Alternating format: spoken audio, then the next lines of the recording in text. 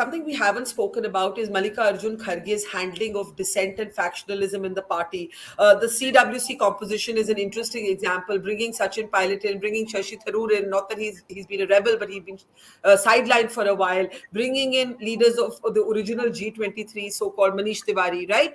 Arti and TS Deo accommodated, but accommodating but firm. This is the red line, you can't cross it. It's an interesting thing. I think a lot of people may not have thought Mr. Kharge would be able to do it. Has he shown a lot of his critics to have been wrong, to have underestimated him? Well, I think the best thing that happened to the Congress was the election of Mallikarjun Kharge as the president.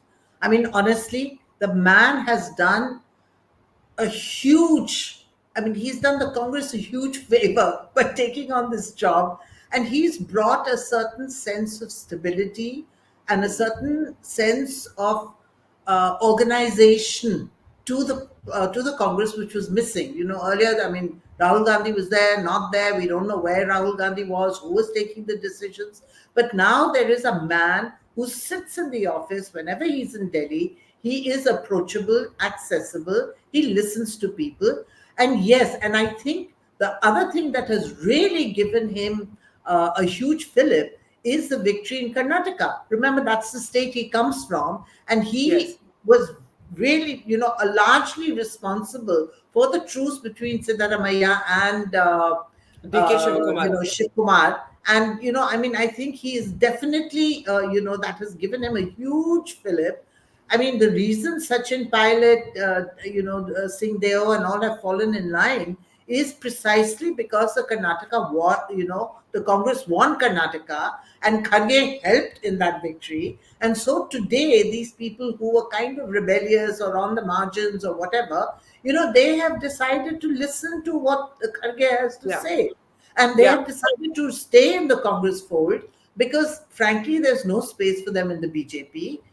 So they might as well stay in the Congress fold. I think, what Sachin has been told is that your time will come. Why are you in such a hurry? You're young, stick around. So, and I think he's understood that. So, I mean, I think Kharge is really been one of the best things that has happened to the Congress. If you notice, even Rahul Gandhi today is much less of an absentee, leader than he used to be.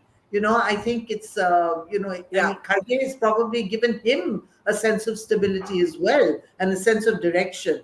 So, yes, I think Kharge has made a difference. And, I want to go back to what Mrs. Srivastava said. Please, in 2003, I remember very clearly, Advani and Vajpayee took the decision to promote 3 leaders in the states of Rajasthan, Madhya Pradesh, and Chhattisgarh. But, Raman Singh was the leader. They were sent there months in advance of the polls. They were told to work on the ground, build up an organization, build up support, tour, and they did. And that year, all 3 of them swept the state, which is why the BJP took the, unfortunate decision of preponing the Lok Sabha elections. But it was a calculated decision taken by the Vajpayee-Advani BJP. They knew that it was important to promote faces.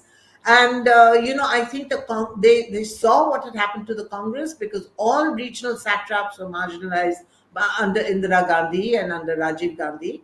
And I'm afraid the BJP seems to be heading that way, except in UP, where, they inadvertently stumbled upon a hugely popular leader who turned out to be very sharp politically. Yeah, I was just going to say that it's interesting how the BJP and the Congress actually mirror each other, both in good and bad ways, and that's the nature of politics. But very interesting findings from Yashwant Deshmukh's ABP C-Voter survey. Thank you, Yashwant, for that. Thank you, Sanjay ji, Radhika, and Arti. And of course, election season has only just begun, and there's going to be a lot more politics. The